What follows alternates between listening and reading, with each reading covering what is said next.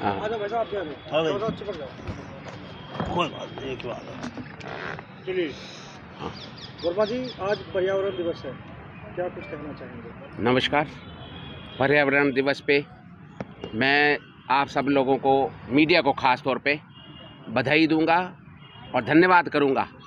जहां हमारे पर्यावरण के ऊपर खतरे मंडरा रहे हैं अगर उसको जागरूक रहकर और जन जन तक जो संदेश पहुंचा रहा है वो हमारा यही मीडिया है। उसके लिए मैं मीडिया का बहुत बड़ा धन्यवाद करता हूं। और जहां तक पर्यावरण की बात है, इस किसी से छुपा नहीं है, जो पर्यावरणविद है या वैज्ञानिक है या आम नागरिक है, धरती पर बसने वाले 900 करोड़ लोग और जीव जंतु जितने भी हैं, आज पर्यावरण दिन प्रतिदिन दूषित होता जा रहा है, प्रदूषित होता जा रहा है।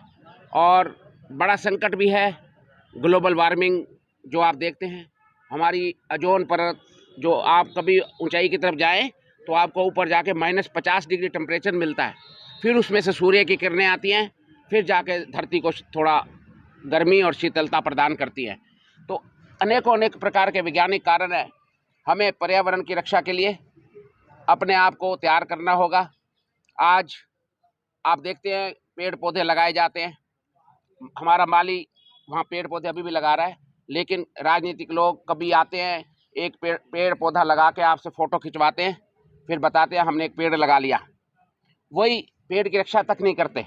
वो पेड़ सूखे हुए भी आप अगले साल में 2 महीने में देखेंगे वो मुरझाकर ख़त्म हो जाते हैं। तो इस तरीके से चलेगा नहीं। जो शासन प्रशासन है, हर शहर का, हर कस्बे का, हर गांव का, हर राज्य का, उसको इस पर ध्यान देना होगा। वर्मा जी, सिंगल यूज़ प्लास्टिक एक बहुत बड़ी समस्या है पर्यावरण के लिए। इस पे आप क्या कहना चाहेंगे? किस तरीके से इसका निष्पादन होना चाहिए? किस तरीके से जो सिंगल यूज़, कैसे अवेयरनेस आए लोगों में, ये जानते हुए भी फिर भी सिंगल यूज़ जो प्लास्टिक है उसका बहुत ज़्यादा उपयोग हो रहा है, क्या कहना चाहेंगे?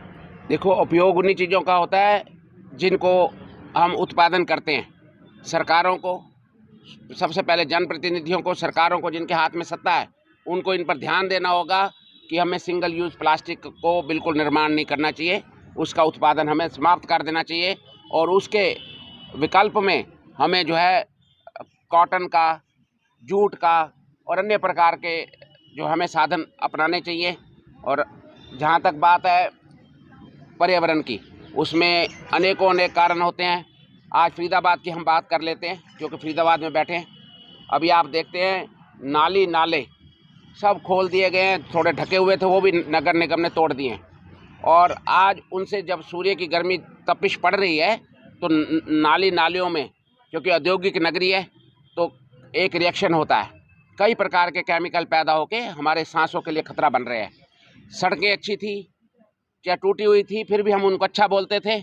उन सड़कों को अज्ञानतावश या हड़बड़ी के कारण, भाई चुनाव में वोट मिल जाए, सब तोड़ कर रख दिया गया है। चाहे वो एक छोटी सी कॉलोनी में जाओ, चाहे बड़े सेक्टर में जाओ, सब सड़कें टूटी हुई हैं। वहाँ धूल की मिट्टी इतनी उड़ती है, धूल के कण इतने उड़ते हैं, घरों घरों तक धूल उड़ रही है, आसमान में उड़ रही है, लोगों का सांस लेना तक मुश्किल हो गया है।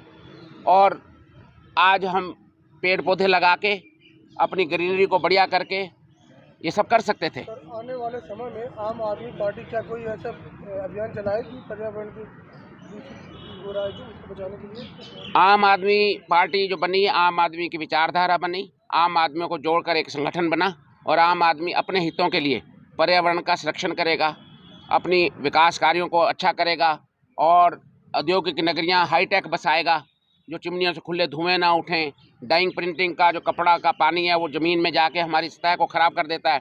अभी आप देखेंगे बंधवाड़ी में, गुड़गांव की तरफ आप जाते हैं तो ये कूड़े का बड़ा पहाड़ बना दिया इंसान ने, चाहे वो गुड़गांव नगर निगम है, चाहे फरीदाबाद नगर निगम है।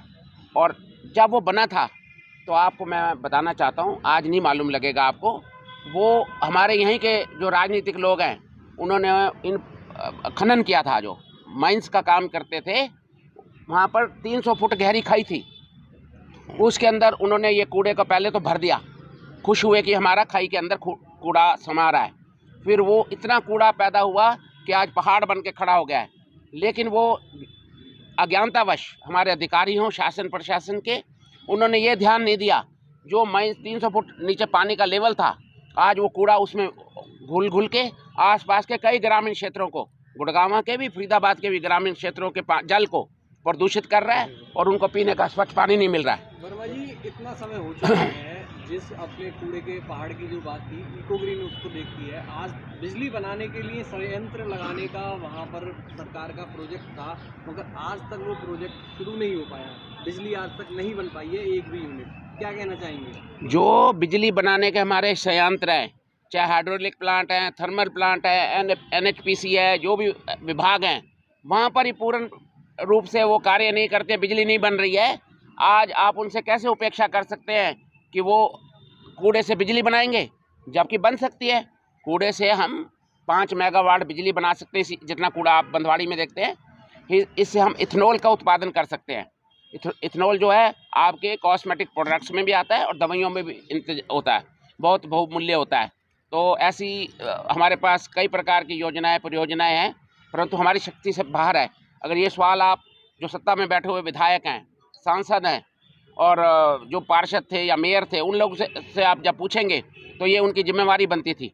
परंतु जब आप जनता फरीदाबाद हमें आशीर्वाद देगी, हम मेयर बनेंगे, आम आदमी पार्टी के 45 पार्षद आएंगे, निश्चित रूप से इस कूड़े का जो है हम निरस्तीकरण करेंगे। यहाँ बिजली भी बना के देंगे, इथेनॉल भी बना के देंगे और आपको स्वच्छ फरीदाबाद देंगे। तो अभी फरीदाबाद की जनता के लिए आप कोई अपील करना चाहेंगे, पर्यावरण को लेकर कोई संदेश देना चाहेंगे? मैं फरीदाबाद की जनता को, अपने देशवासियों को और दुनिया वासियों को ये प्रार्थना करना चाहता हूँ, जहाँ निजी स्वच्छता की बात है, पर्यावरण को शुद्ध रखने के लिए ज़्यादा से ज़्यादा पेड़ लगाएं, ज़्यादा से ज़्यादा ग्रीनरी करें और शासन प्रशासन जहाँ धूल मिट्टी है, सड़कें उधड़ी हुई हैं, उनको ठीक से पुनर्निर्माण करके धूल मुक्त क्षेत्र बनाए।